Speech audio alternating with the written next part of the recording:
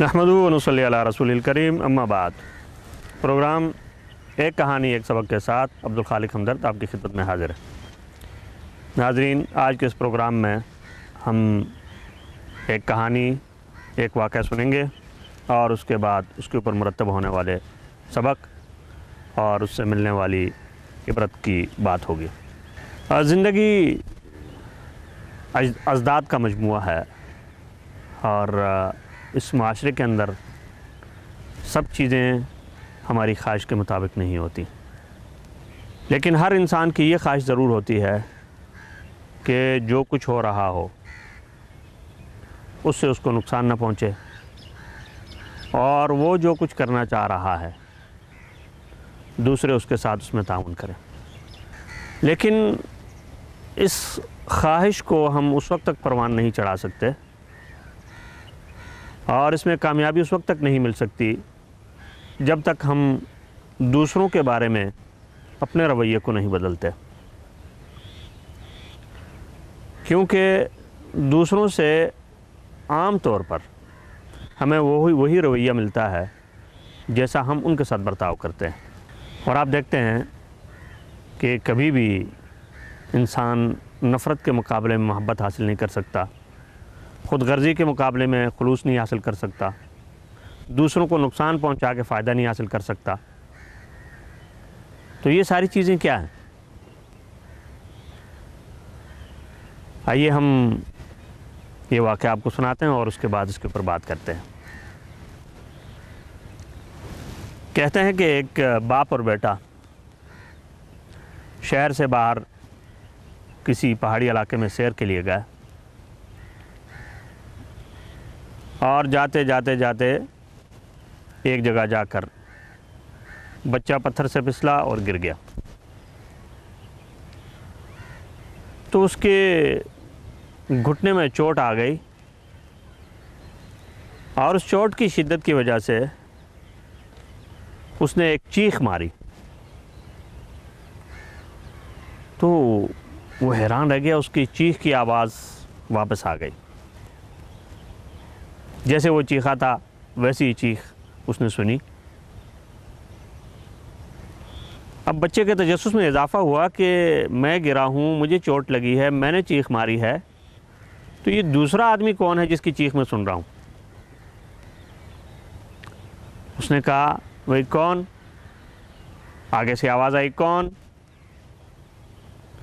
اب اس کو تھوڑا سا غصہ آیا، اس نے کہا تم کون؟ آگے سے پھر وہی واپس آ رہی ہے آواز تم کون؟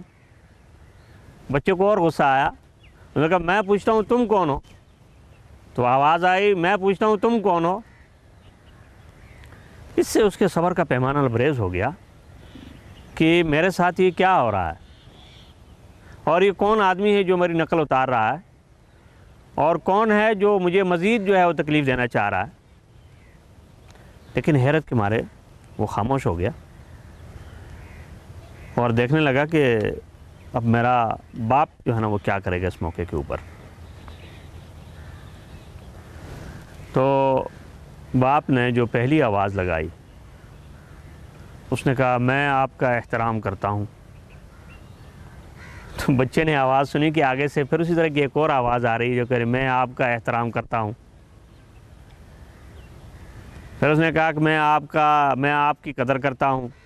آگے سے اسی طرح کی ایک اچھی آواز آئی کہ میں آپ کی قدر کرتا ہوں۔ پھر اس نے کہا آپ بہت اچھے ہیں، تو آگے سے آواز اسی طرح سے واپس آئی، اس نے کہا آپ بہت اچھے ہیں۔ اس کے بعد باپ خاموش ہو گیا۔ خاموش ہونے کے بعد اس نے اپنے بچے سے کہا بیٹا کہ یہ جو آواز تم نے واپس سنی اس کو ہم گونج کہتے ہیں، کہ پہاڑی مقامات پر پہاڑوں کے سامنے یا کسی بند جگہ پہ جب ہم آواز نکالتے ہیں تو ہماری آواز سامنے کی سطح سے ٹکرا کر واپس آتی ہے۔ اس عمل کا نام اس نے کہا یہ گونج ہے، لیکن میں اس سے اگلا سبق آپ کو یہ بتانا چاہتا ہوں کہ یہ گونج نہیں ہے، یہ ہمارے عمل کا رد عمل ہے۔ اور عمل رد عمل کا مطلب یہ ہے کہ جیسا سلوک ہم کسی سے کریں گے ویسا برتاؤ وہ ہم سے کرے گا۔ اور اس کو بتایا کہ دیکھو جب تم نے آہستہ آواز دی تھی تو گونج آہستہ آئی تھی، پھر جب تم نے غصے سے کہا تو آگے سے بھی آواز غصے والی آئی، لیکن جب میں نے کہا میں آپ کا احترام کرتا ہوں تو سامنے سے اسی طرح کی آواز آئی، جب میں نے کہا میں آپ کی عزت کرتا ہوں سامنے سے اسی طرح کی آواز آئی، میں نے کہا آپ بہت اچھے ہیں تو سامنے سے اسی طرح کی آواز آئی۔ تو باپ نے پھر بیٹے سے کہا بیٹا یہ زندگی ہے، اور زندگی میں آپ کو وہی مل سکتا ہے جو آپ اپنے ہاتھوں سے بوتے ہیں، اور اردو کی مشہور مثال ہے کہ جو بویا ہے سو کاٹو۔ تو دوستو زندگی اسی طرح کی آواز اور اس کی گونج، یا دھوپ اور اس کا سایہ، اور یا عمل اور رد عمل، یہ سب چیزیں آپ کہہ سکتے ہیں کہ زندگی ان سب چیزوں کا مجموعہ ہے۔ آئیے ہم جائزہ لیں کہ ہم کس طرح کا عمل کرتے ہیں اور اس کی گونج کس طرح سے آتی ہے۔